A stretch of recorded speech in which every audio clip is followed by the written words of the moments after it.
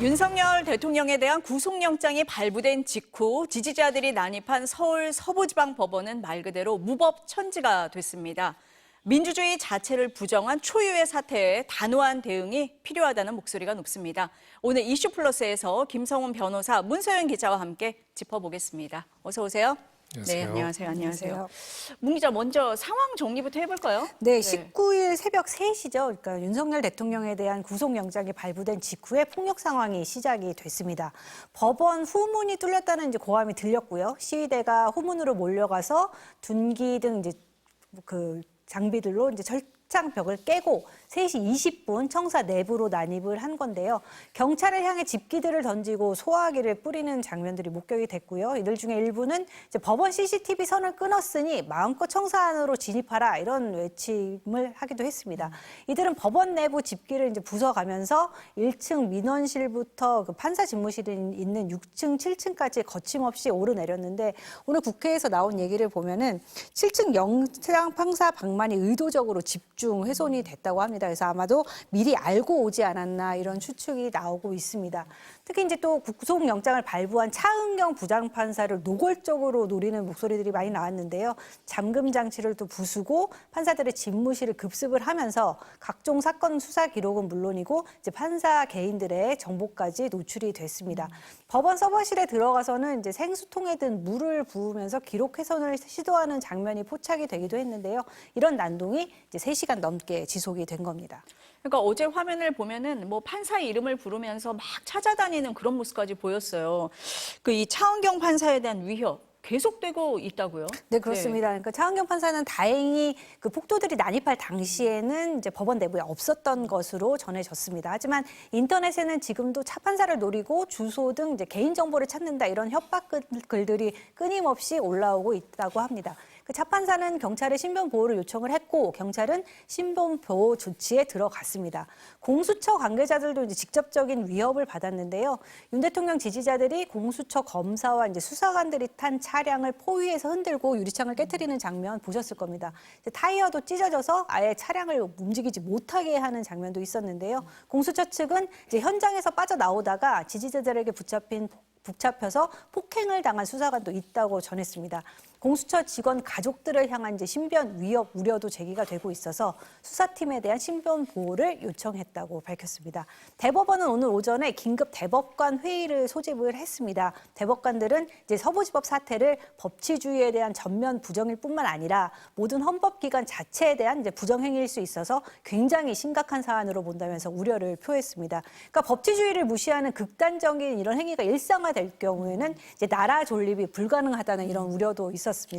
천대엽 법원 행정차장은 이제 전날 피해 현장을 직접 살펴보기도 했는데요.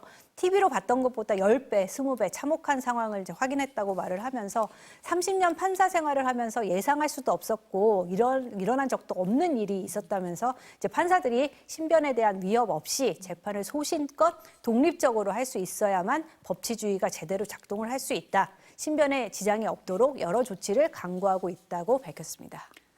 지금 문 기자가 얘기하는 동안에 김성훈 변호사님 한숨소리가 여기까지 들려요. 네. 어떻게 보셨습니까? 제가 사실 너무나 충격적이었어요. 그냥 어찌 보면은 저 구속영장 발부 관련돼 가지고 이제 어떻게 보면 정리해서 의견을 내는 그런 자리라고 생각을 했는데 가는 길에 이제 이렇게 참혹하게 이제 법원이 짓밟히는 거를 보면서 굉장히 큰 충격을 받았습니다. 약 이제 한 50일 가까이 됐죠. 그러니까 12월 3일에 우리가 국회가 군부대에 의해서 군부대가 유리창을 깨고 국회에 진입하는 충격적인 장면들을 본 게 그렇게 오래되진 않았습니다. 그 과정에서 많은 용기 있는 시민들이 나서준 덕분에 다시 헌법이 정지되고 우리 민주주의와 법치주의가 멈출 뻔했는데 그 과정에서 그것이 회복될 수 있는 시간들이 있었습니다. 그 과정에서 수사 그리고 헌법재판 또 국회에서의 탄핵 의결 이런 부분들이 하나씩 진행이 되면서 헌법과 법에 따른 지배 그런 우리의 민주공화국의 체제가 다시 작동하고 있다라는 생각을 했었거든요. 그런데 몇 가지 장면에서 굉장히 심각한 문제들이 발생했습니다. 법원이 발부한 영장을 이제 주요 혐의자인 대통령이 거부한다, 불법이다라고 이야기를 하면서 매일과 같이 변호인들이 또 매일과 같이 여당 정치인들이 나서 가지고 영장 자체를 무력화하거나 그것을 무시해도 된다는 입장을 밝혔고요. 경호 병력 등을 동원해 가지고 영장 집행을 물리력으로 막아서는 일이 벌어졌습니다. 그날도 굉장히 충격이었다는 말씀을 드렸습니다. 이제는 처음에는 계엄을 동원한 군부대 군경이었다면 그 다음엔 경호 병력이었고요. 이제는 더 이상 헌법과 법치라고 할 수 있는 시스템 자체를 완전히 부인하면서 이제는 개별적으로 개개인을 찾아가지고 책임을 묻기도 어려운 대규모 폭도들을 동원하고 선동해가지고 그들에게 이 나라가 법에 따라서 지배되고 법에 따라서 통치되고 법에 따라서 모든 갈등이 해결된다는 것의 상징이라고 할 수 있는 법원을 완전히 물리적으로 제압해버리는 것을 계속 사람들한테 보여주는 행동까지도 나아가게 됐습니다. 각각의 장면은 원칙적으로는 별개적인 장면이라고 할 수도 있지만 사실 연결되어 있습니다. 헌법과 민주주의 그리고 그 민주주의를 연결할 수 있는 법치주의라는 시스템 자체를 무력화시키려고 했다는 것. 이 점에서는 동일하다고 할 수가 있고요. 문제는 이 무력화하고자 했던 것이 처음에는 대통령의 권한에 기댄 비상계엄을 하면서 이루어졌다면 그 다음에는 사법부의 권위에 대한 부정에서 시작됐다면 이제는 사법부와 그 헌법 질서 전체 자체에 대한 완전한 부정. 지금 일부 선동하는 사람들은 이런 얘기까지 하고 있거든요. 헌법 위에 자신들의 저항권이 있다. 한마디로 헌법과 법치주의라는 전반적인 모든 것들을 거부할 수 있는 권능을 가지고 있다는 것. 그리고 그 권능을 행사하기 위해서 소위 말해서 폭동, 물리력, 폭력을 마구 써도 된다는 것들을 매일같이 이야기하고 있는 것인데 이제 그것이 현실로 수면으로 드러났다는 점에서 너무나 충격적이고 너무나도 위험하고 사실은 어쩌면 우리나라의 이제 탄생 이래 가장 위험한 장면들, 위험한 시점이 온 것이 아닌가 하는 생각이 듭니다. 그러니까 어제 이 장면을 보신 분들이 윤 대통령이, 그러니까 현직 대통령이 구속됐다는 것도 너무나 충격적이지만 이 장면을 보고 더 충격을 받았다 이런 분들이 굉장히 많으십니다.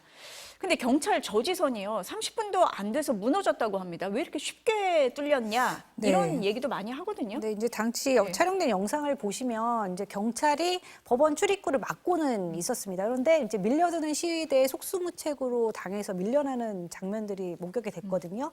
이제 이 과정에서 또 경찰 방패를 빼앗기고 시위대에게 폭행을 당했습니다. 곳곳에서 머리에 피를 흘리고 바닥에 쓰러진 경찰관들이 소출을 했는데 살이 찢겨서 뼈가 다 보일 정도였다. 이런 얘기들도 나왔습니다.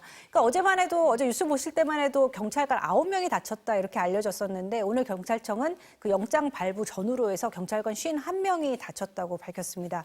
이렇게 경찰이 이제 속수무책으로 당하게 된 건 배치 인원이 줄인 거 이것도 이유로 보입니다. 그러니까 구속영장이 발부되기 전에는 이제 3,000명 가량의 기동대가 배치가 됐었는데요. 정작 구속영장이 발부된 뒤에는 규모를 1,000명 수준으로 줄였다고 합니다. 이유는 이제 시위대 인원이 3만 명에서 1,000명 정도로 줄어든다는 결정이었다 이렇게 해명을 했지만 윤 대통령 지지자들이 이미 이제 법무부 호송 행렬을 막아섰고 또 공수처 수사관 차량을 이제 에워싸서 부수는 것 같은 사실상 이 폭동이 예고됐던 상황이었거든요. 그러니까 시위가 걷잡을 수 없이 격해지자 이제 오전 4시쯤부터 기동대 1,400명이 이제 투입이 됐고 오전 6시에는 이제 시위를 완전히 진압을 하기는 했는데 그 법원 내부로 난입했던 그 윤 대통령 지지자가 100여 명 가량이었습니다. 근데 이 중에서는 46명만 이제 검거가 됐고요.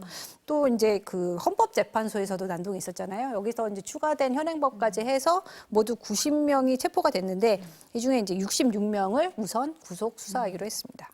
아니 경찰 내부에서는 이 정도 상황이었으면 좀 대비를 했어야 되는 거 아니냐, 소홀했던 거 아니냐라고 하면서 지휘부에 대한 책임론 이런 것도 나오는 것 같습니다. 네, 이제 어제 영상 보시면서 일반 분들도 많이 그런 생각을 하셨을 것 같습니다. 그러니까 인터넷 게시판에는 이제 서부지법 상황을 묘사를 하면서 지휘부의 대응에 문제를 제기하는 글들이 다수 올라왔는데요. 이 게시판은 이제 현직 경찰관들이 그 신분을 인증해야만 글을 쓸 수 있는 게시판입니다. 현장 기동대원 A 씨는 경찰 생활을 하면서 이런 처참한 현장은 처음이었다. 동료가 조롱을 당하듯 폭행을 당했다.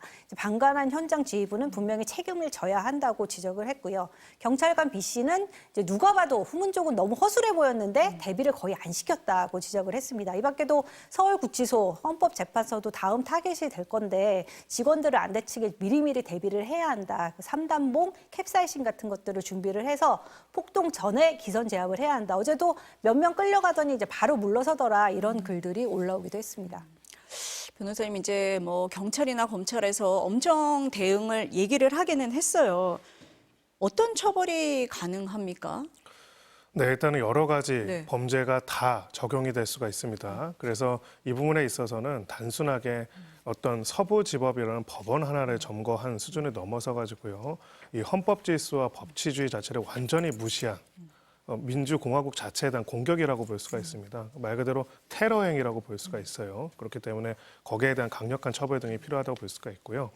일단 첫 번째로 적용될 수 있는 범죄는 특수공무집행 방해 치상입니다. 즉 공무집행을 가중의 위력으로서 공무집행을 방해할 뿐만 아니라 그 과정에서 공무집행 중에 있는 이제 경찰관 등을 상해를 입도록 하게 됐다면은 3년 이상의 유기징역에 처하게 되어 있습니다. 그래서 특수공무집행 방해 치상이 일단 가장 강력하게 적용이 될 것이고요.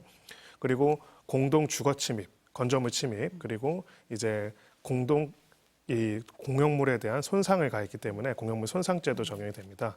또 하나는 소위 폭동을 이제 법률에서는 소요라고 합니다. 소요죄가 적용이 될 수 있고요. 다중의 위력을 발휘해가지고 그걸 바탕으로 해서 일정 기간 동안 일정 영역에서의 어떻게 보면은 평온을 해칠 수 있을 행위들을 했기 때문에 소요죄 또한 적용이 될 수가 있습니다. 다만 이제 이 부분에 있어서는 처음에 저는 딱 보고 이건 당연히 소요죄에 해당될 것이라고 생각을 했는데.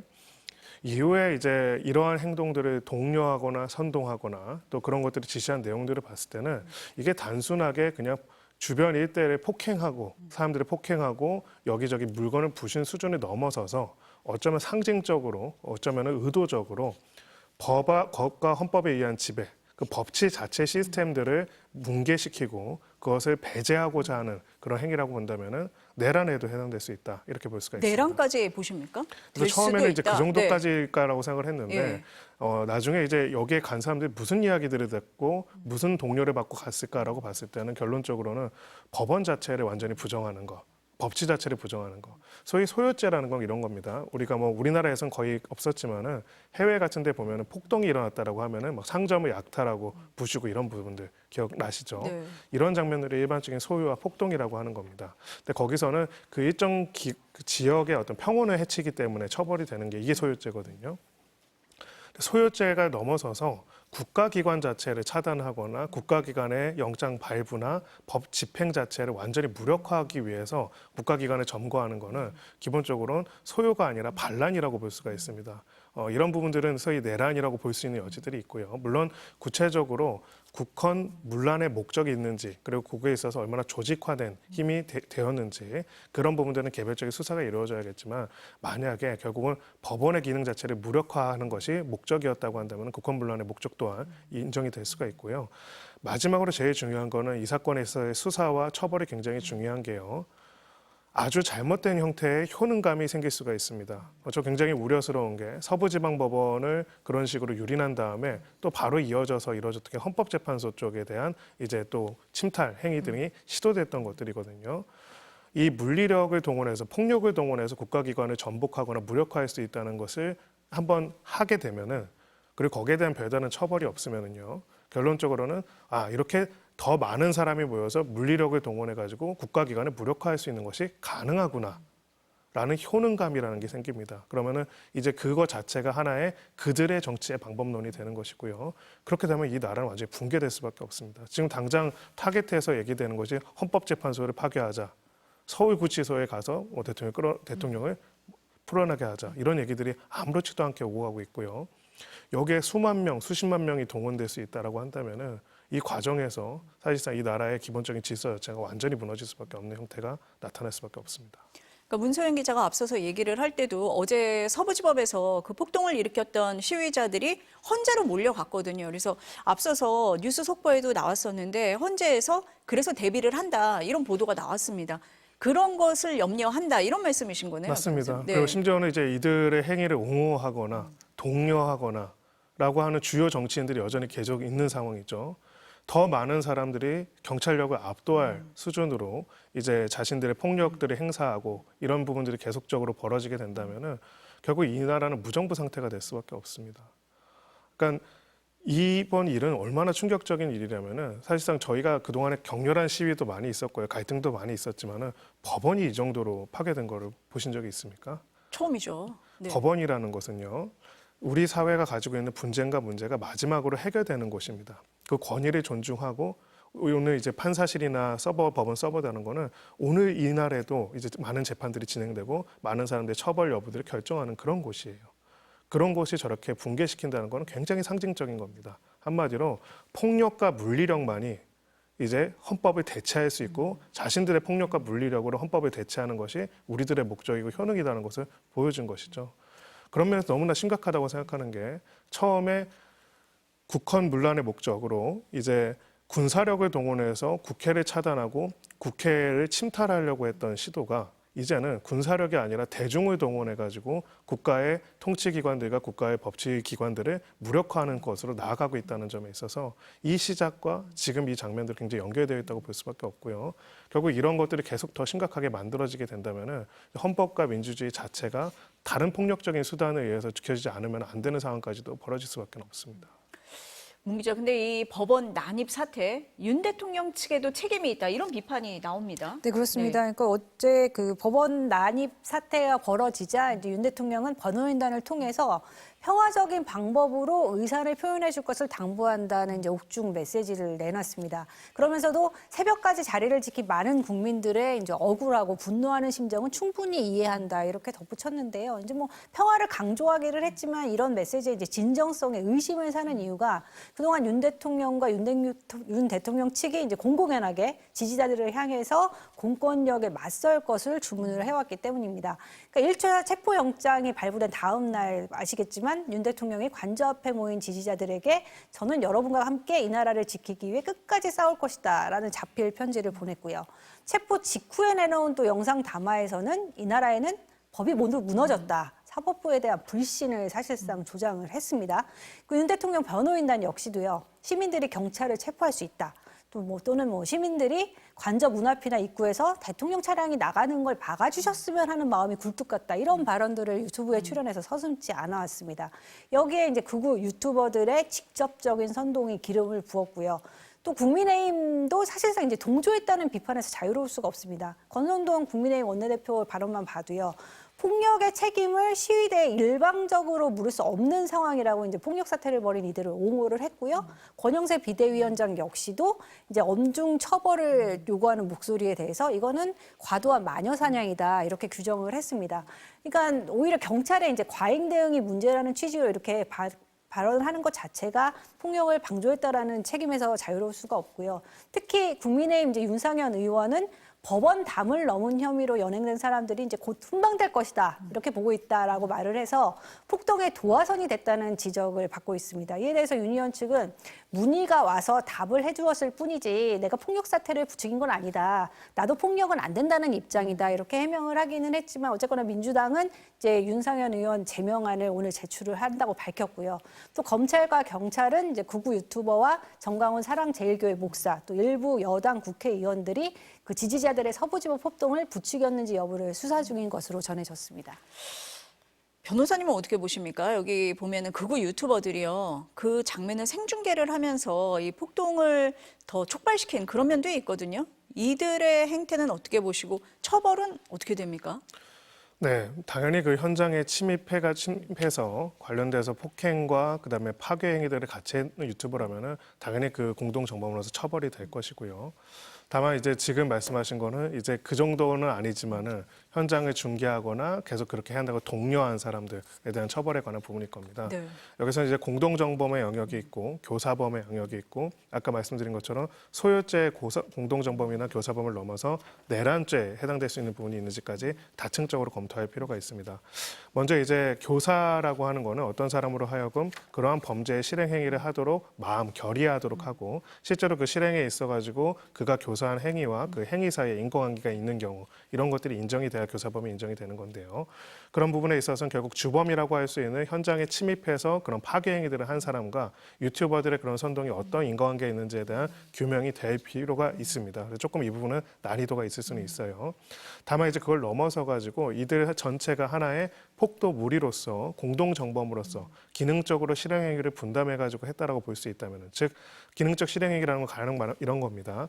어떤 사람들이 어떤 주거에 침입해가지고 절도행위를 하는데 그 절도행위를 하는 실제로 들어가는 사람이 있고 만약 경찰이 오는지 안 오는지를 살펴보는 망을 본 사람이 있고 뭐 거기에 준비물들을 동원해 준 사람이 있다고 한다면 이들 모두가 공동정범으로서 기능적 실행행위를 분담한 하나의 정범으로 보거든요. 그런 부분으로 볼 수 있는 여지에 대한 수사 또한 진행될 필요가 있습니다. 마지막으로는 이제 내란죄에 관련된 부분입니다.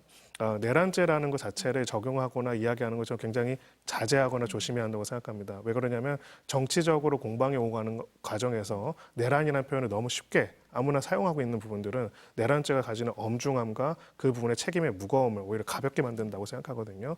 그렇기 때문에 굉장히 자제해야 한다고 생각하지만 지금 이번에 이제 이 사태를 경험하고 나서 그리고 이 사태 이후에 헌재에 대한 침탈 시도라든지 서울구치소에 대한 침탈 시도가 계속적으로 울려 펴지고 있는 상황에서는 이 문제 또한 심각하게 볼 필요가 있다고 생각합니다. 즉 단순하게 울분을 토로하라 이런 것들이 아니라 헌법, 그 헌법에 따른 법원의 결정 이 모든 것들을 완전히 무시하고 이 질서를 대체하고 폭력적인 물리적인 폭력에 의한 질서 수립을 목적으로 하고 그것을 계속 독려하는 사람들이 있다고 한다면 이거는 내란 선동은 확실하다고 볼 수가 있습니다. 즉 단순하게 이번 한 번의 침탈이 아니라 지속적으로 사법부와 수사기관 우리가 가지고 있는 법과 헌법 질서 자체를 완전히 전면적으로 부정하면서 하고자 하는 사람들이 있다면 이 부분에 있어가지고는 소요보다는 더 큰 형태, 즉 단순하게 어떤 상점을 약탈하는 그런 소요랑은 완전히 다른 형태의 범죄 행위를 적용할 필요성도 배제할 수 없다고 생각합니다. 지금 경찰이나 검찰에서는 뭐 폭력의 배후까지 수사한다라고 얘기를 했는데 그 부분이 지금 변호사님이 말씀하신 넓은 범위까지 보겠다 뭐 이렇게 이해해야 됩니까? 네, 소위 말해서 공모 공동정범 등으로 이제 확대될 수 있는 부분들을 보겠다는 것이고요. 보통은 이제 죄형법정주의 원칙상 기본적으로 그 형사적인 원칙상으로는 지나치게 형사 책임을 여러 사람한테 확대하지 않는 원칙이 기본적인 원칙이긴 합니다. 그리고 그것이 맞습니다. 다만 지금 이 상황들을 보면은 현장에 있었던 몇몇 개개인들의 개별적인 일탈 행위인지 아니면 굉장히 조직적인 응원과 조직적인 실행행위 분담에 따라서 이루어진 것인지에 대해서는 확실하게 수사를 통해서 규명할 필요가 있고요. 무엇보다도 이것이 단순하게 일정한 지역에서의 폭력행위 등을 폭력적 시위를 용인하는 걸 넘어서 가지고 사법부의 결정과 사법부에 따른 통치 시스템 자체에 대한 공격으로서 기획되고 이것을 선동되는 것이라고 한다면은 이거는 소요를 넘어서서 내란을 획책하는 것이라고 볼 수도 있습니다. 이런 심각한 행위가 너무 아무렇지도 않게 벌어지고 있고요. 또 이런 심각한 행위가 심지어는 서울구치소도 가서 점거하자라고 하는 것들이 계속적으로 홍보되고 있다는 것은 굉장히 심각한 위험이라고 보고요. 표현의 자유라는 게 있죠. 이 표현의 자유라는 선에서 그런 정치적 주장을 할 수도 있다라는 얘기를 하시는 분들도 있을 겁니다. 그거는 그들이 선을 넘기 전까지입니다. 실제로 그런 말을 듣고 수백 명이, 수천 명이 그런 행위들을 폭력적 수단으로 실행하는 수단까지 왔다면요. 이게 바로 일정 지역의 폭동이 이루어졌다고 볼 수가 있는 것이고요. 내란죄에서 구성요건으로서 폭동을 요건으로 하는 것은 바로 그런 반국가적인 이야기 자체만이 아니라 그것이 실제로 우리 헌법 질서를 위험에 처하게 할 거는 위험한 상태가 됐기 때문입니다. 그렇기 때문에 내란죄는요. 선동까지 처벌하는 겁니다. 왜냐하면 민주공화국을 위태롭게 만드는 굉장히 심각한 범죄이거든요. 처음에는 일부 극우 유튜버들의 주장인 줄 알았어요. 근데 그것이 실현되는 모습을 우리가 봤습니다. 이제는 그 정도의 위험이 충분히 추상적 위험이 발생했다고 볼 수가 있기 때문에 이 점에 대해서 명확한 수사와 또 처벌 또한 필요하지 않을까 싶습니다. 아니 이게 심각하다고 생각을 했기 때문에 대법관들도 오늘 긴급회의를 열었습니다. 법원은 뭐 어떤 좀 대책이나 대응책을 마련해야 된다 이렇게 보세요? 몇 가지가 있을 겁니다. 결국은 이제 개별 법관들에 대한 신변보호 조치들을 강화하는 것들은 당연한 거고요. 다만 이제 우리가 이걸 어떻게 상상할 수 있습니까? 이렇게 판사가 직접 위협당한다는 거는 우리 남미나 뭐 중남미의 IT나 이런 나라에서나 봤던 모습이에요. 어떻게 대한민국에서 이런 일이 있는지 그 부분을 안타깝지만 그래도 어쨌든 간에 독립적으로 자유롭게 양심에 따라 가지고 판단할 수 있도록 하는 조치들을 취하는 게 첫 번째일 거고요. 두 번째는 확실하고 단호한 무관용의 원칙입니다. 네, 이거는 치기 어린 분노 표시 이런 것이 절대 아닙니다. 대한민국에 대한 공격이고요. 한국에 공격받은 겁니다. 한국의 공격에 대해서는 절대 관용이 있어서는 안 됩니다.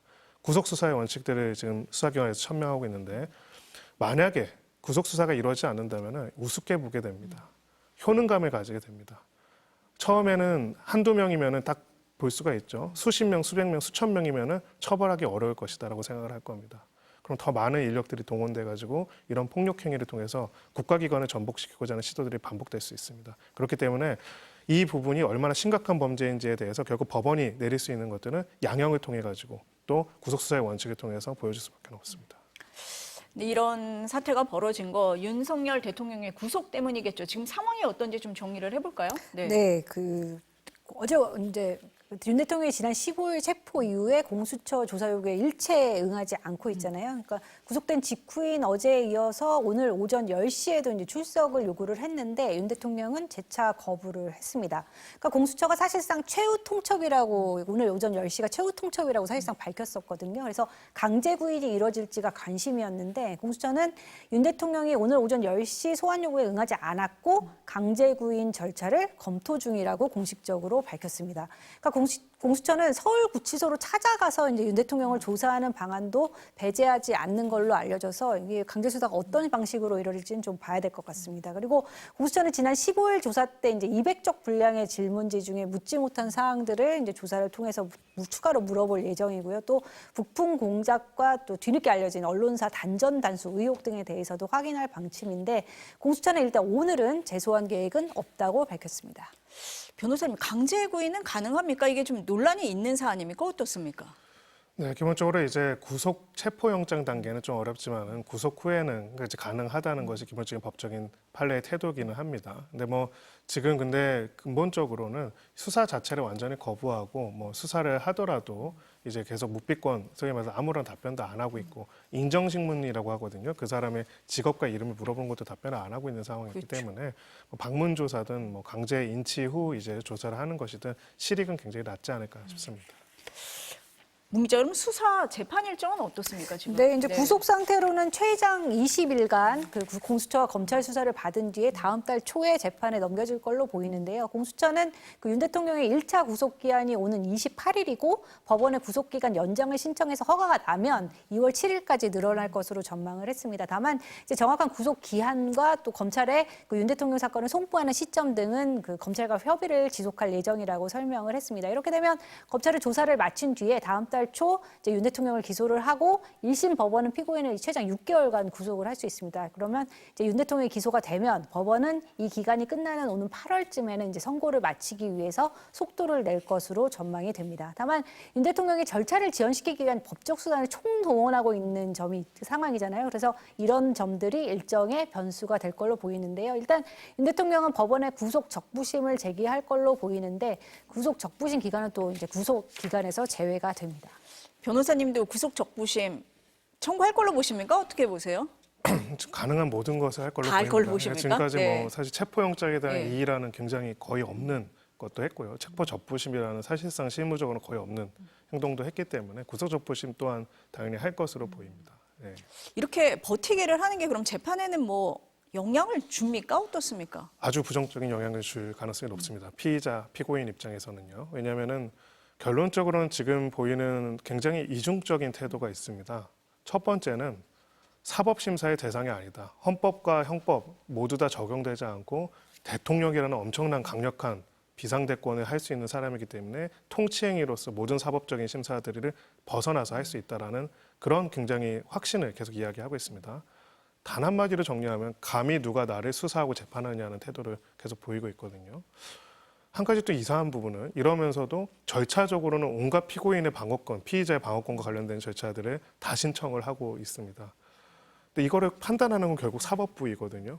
사법부 입장에서는 수사와 재판 자체를 완전히 무시하고 수사와 재판 자체를 완전히 무력화하고자 하면서 또 한편으로는 수사와 재판 과정에서 피고인의 방어권은 굉장히 강력하게 행사하려고 하는 태도가 사실은 굉장히 모순적으로 보일 것이고요.